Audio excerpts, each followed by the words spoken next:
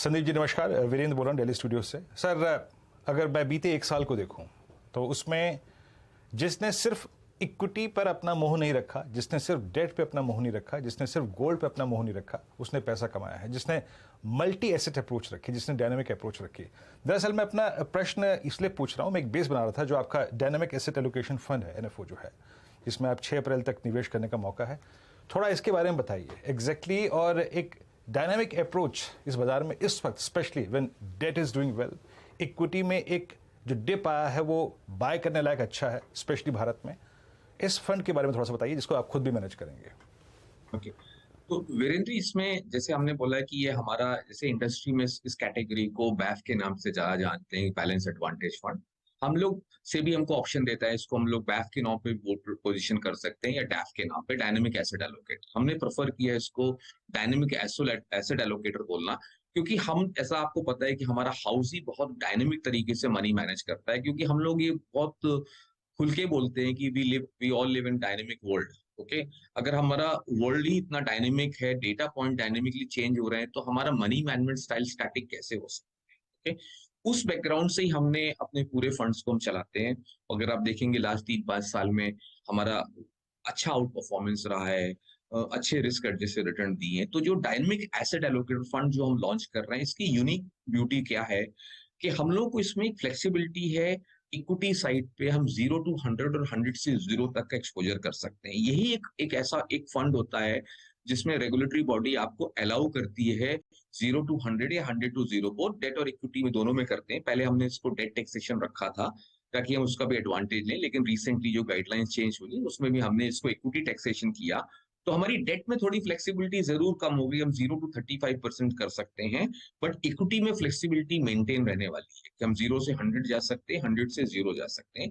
तो इसका एडवांटेज क्या होगा कि ओवरऑल पोर्टफोलियो की वॉलिटी को हम कम कर पाएंगे। ओके, तो जो थोड़े से रिस्क एवर्स इन्वेस्टर होते हैं, ट्रेडिशनल इन्वेस्टर होते हैं, इनको बहुत ज्यादा रिस्क पसंद नहीं आता है और इक्विटी मार्केट से घबराते हैं, तो उनके लिए काफी एक ऐप प्रोडक्ट हो जाता है कि हम ओवरऑल पोर्टफोलियो की क्वालिटी कम कर पाएंगे।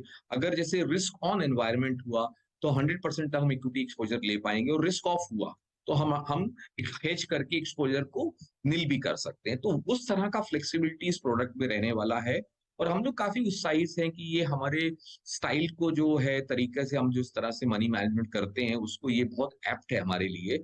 और ओवरऑल थीसिस ही हमारा dynamic style of money management है, तो उसके लिए ये डेट और इक्विटी बहुत अच्छे से करेंगे। अगर इसको मैं पोजीशनिंग करूं, जैसे मार्केट में बैलेंस एडवांटेज लोग बात करते हैं, तो ये एक्टिव बैलेंस एडवांटेज फंड होगा जो बहुत ही डायनेमिक तरीके से मैनेज किया जाएगा।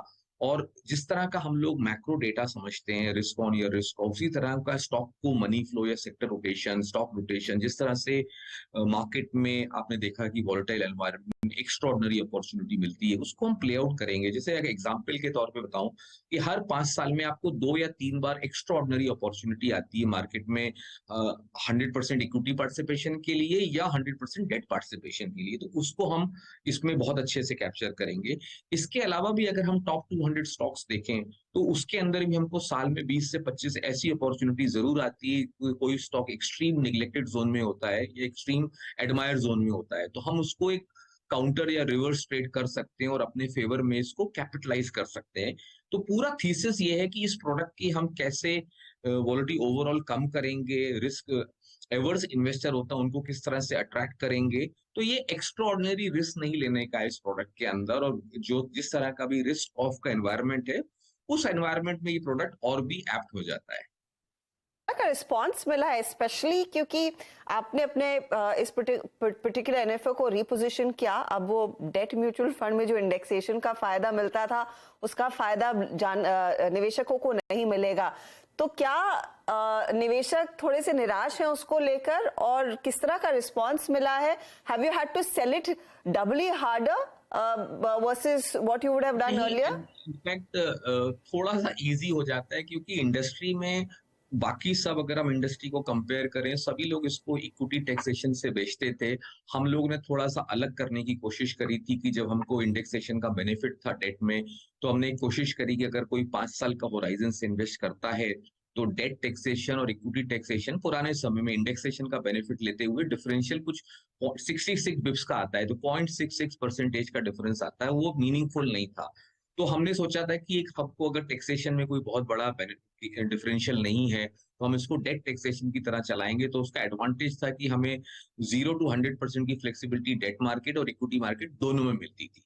लेकिन ये गाइडलाइंस चेंज हुई तो हमने भी इसको इक्विटी टैक्सेशन लिया, जो इंडस्ट्री की प्रैक्टिस इस प्रोडक्ट को वैसे ही चलाने की है, तो हम लोग भी अब इंडस्ट्री की तरह चलाएंगे। लेकिन एक एडवांटेज ये है कि इसमें हम 0 to 100% इक्विटी का फ्लेक्सिबिलिटी हमने अभी भी मेंटेन किया है। डेट का ऑब्वियसली 0 to 35 ही होता है। तो डेफिनेटली जो पुराना पोजीशनिंग था उससे थोड़ा चेंजेस जरूर हुआ, लेकिन अल्टीमेटली जो ओवरऑल पोर्टफोलियो का जो जिस तरह हमको बोलते हैं कि अगर हमें किसी प्रोडक्ट की ओवरऑल वॉलिडिटी कम करनी है तो इक्विटी एक्सपोजर के थ्रू हम कर पाते हैं, क्योंकि डेट में तो वैसे भी हम ड्यूरेशन प्रोडक्ट नहीं लेने वाले हैं।